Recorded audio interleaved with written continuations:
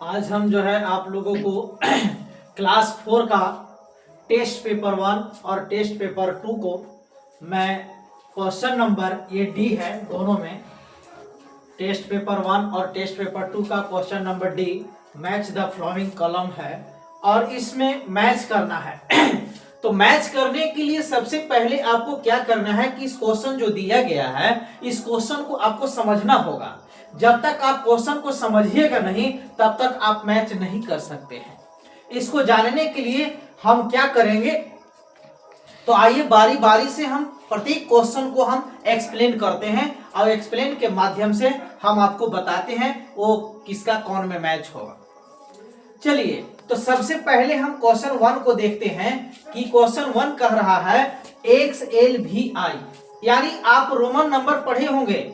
ये जो है रोमन नंबर, इसको रोमन न्यूमरल कहा जाता है और इस रोमन जो नंबर है रोमन नंबर, इसमें सबसे पहले आपको मैंने पढ़ाया था कि रोमन नंबर में काउंटिंग लिखने के लिए आपको 7 सिंबल की आवश्यकता पड़ता है, 7 सिंबल की आवश्यकता पड़ता है और यही 7 सिंबल मिल करके सारे बड़ा से बड़ा नंबर जो है आपको लिख पाते हैं रोमन नंबर में।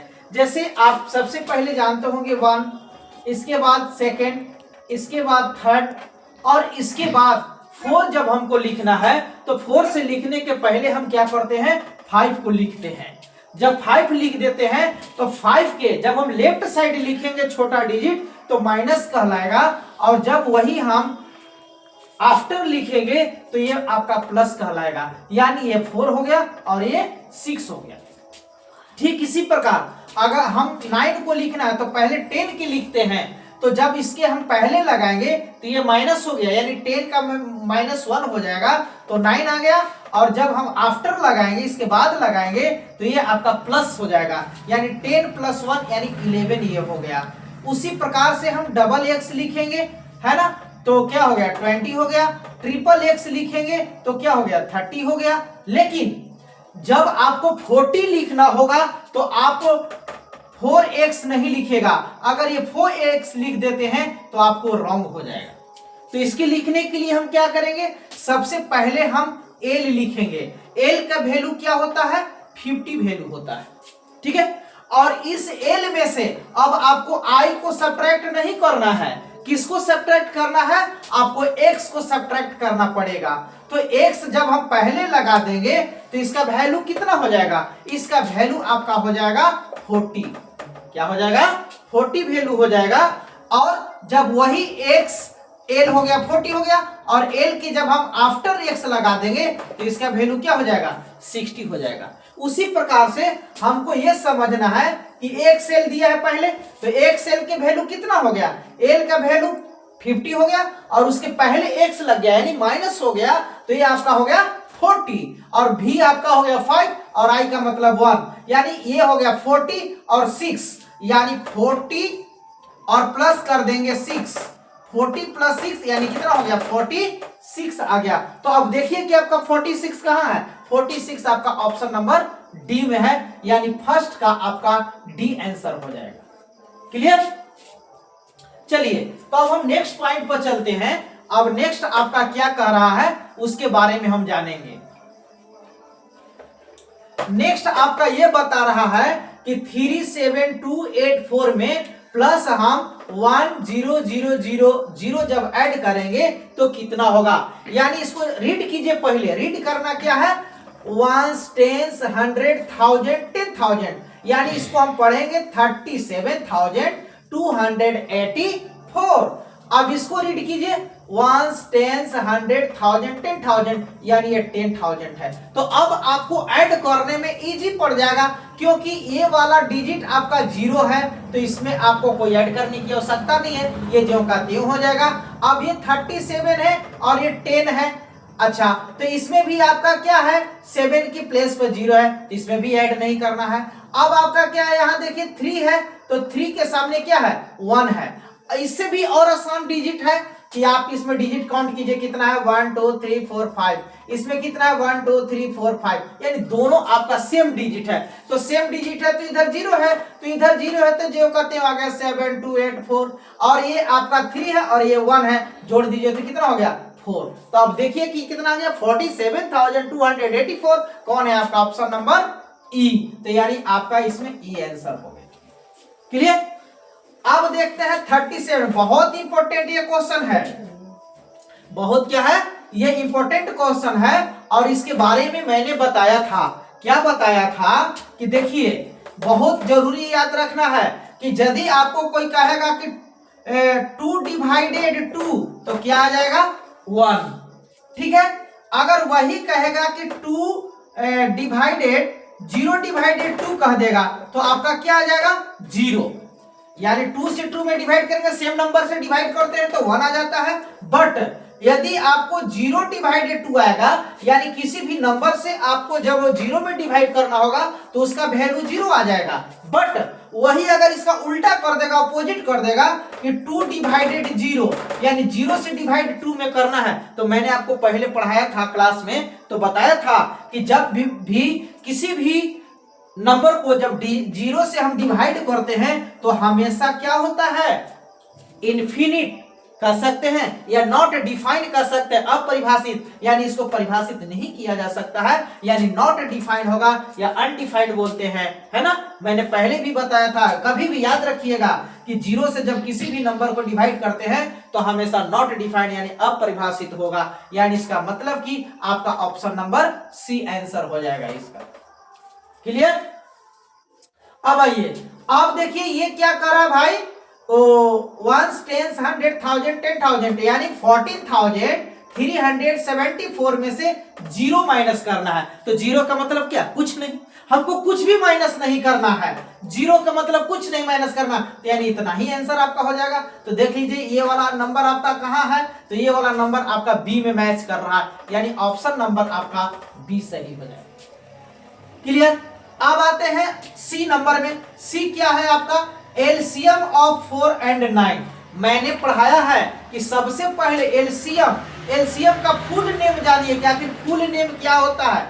मैंने पढ़ाया है एलसीएम यानी लोवेस्ट कॉमन, और एम का मतलब मल्टीपल, यानी बार बार बता रहे हैं मल्टीपल जब कहेगा तो यानी इसका मतलब कि आपको टेबल पढ़ना है। अब कौन सा टेबल, तो कॉमन टेबल, और कौन कॉमन टेबल होगा, जो लोवेस्ट होगा, यानी सबसे जो आपका छोटा होगा, यानी 4 और 9 को ऐसा टेबल पढ़िए जो दोनों में कॉमन आ जाए, यानी 4 के टेबल में भी आ जाए और 9 के भी टेबल में आ जाए, बट पहले आना चाहिए। तो 4 और 9 का टेबल हम पढ़ेंगे तो सबसे पहले आएगा 36, क्या आ जाएगा 36 आ जाएगा। 4 और 9 का जब हम टेबल पढ़ेंगे तो क्या आ जाएगा 36, और 72 भी आ जाएगा, 72 भी आ जाएगा, है ना, आ जाएगा। 108 भी आ जाएगा। लेकिन कोई बच्चा कहेगा कि सर 72 क्यों नहीं होगा, 108 क्यों नहीं होगा, 36 ही क्यों होगा। क्यों होगा भाई, क्योंकि एलसीएम का नाम ही मैंने बता दिया कि इसका नाम होता है लोएस्ट कॉमन मल्टीपल। तो ये आपका 36 जो है सबसे छोटा है और कॉमन लोएस्ट मल्टीपल है, जो 4 के टेबल में भी आ जाएगा और 9 के भी टेबल में आ जाएगा। इसलिए आपका 4 और 9 का एलसीएम आपका 36 हो जाएगा। 36 आपका ऑप्शन में कहां है, एच में है, तो आपका एच आंसर हो गया। क्लियर। अब बता रहा है कि number of days between January 1 and February 10। तो देखिए आपको दिन निकालना है, दिन की संख्या मतलब कितना दिन हुआ, जनवरी 1 से लेकर के फरवरी 10 तक कितना दिन हुआ। तो सबसे पहले जानिए कि जनवरी में कितना डे होता है। एक सिंपल सी तरीका बता रहे हैं, देहाती भाषा में लोग पहले बताते थे, पढ़ाते थे, कहते थे टीचर्स लोग कि मंथ का डे जानने के लिए क्या करना है कि ये वाला चीज ऐसे कर लेते हैं, और इस पर जब गिरेगा तो 31 और इस पर जब आएगा तो 30 हो जाएगा। लेकिन केवल फरवरी को छोड़ करके, केवल फरवरी को छोड़ करके, क्यों, क्योंकि फरवरी होता है 28 डेज और 29 डेज का होता है। तो अब ये जानना है कि जो फरवरी होता है 28 और 29 क्यों होता है, ये भी मैंने क्लास में बताया है कि जब लीप ईयर होगा तो उसका फरवरी महीना जो है 29 डेज का हो जाएगा। तो लीप ईयर भाई कब होगा, तो लीप ईयर होगा जो ईयर 4 से डिवाइड हो जाएगा, 4 से कट जाएगा और रिमाइंडर 0 आएगा, तो समझिएगा आपको लीप ईयर है और उस वर्ष का फरवरी महीना जो है आपका 29 डेज का होगा। और जो ऑर्डिनरी ईयर होगा यानी जो 4 से डिवाइड करने पर नहीं कटेगा, रिमाइंडर 1 2 3 बच जाएगा, तो आप समझ जाइएगा कि ये 28 डेज होगा फरवरी में। ठीक है, तो उसी तरह से जनवरी जब हम लेंगे तो जनवरी महीना में होता है 31 डेज। कितना होता है, 31 डेज होता है। तो 31 में 1 जनवरी से 30 हो गया। अब ये 10 तक कह रहा है, ये क्या कह रहा है 10, तो 10 तक जब कह रहा है तो 1 जनवरी और 10 जनवरी दोनों जब हमको है यहाँ पास, तो दोनों में से एक होके छोड़ना होगा तब नहीं काउंटिंग होगा, और नहीं तो अगर दोनों ले लीजिएगा तो एक दिन आपका बढ़ जाएगा।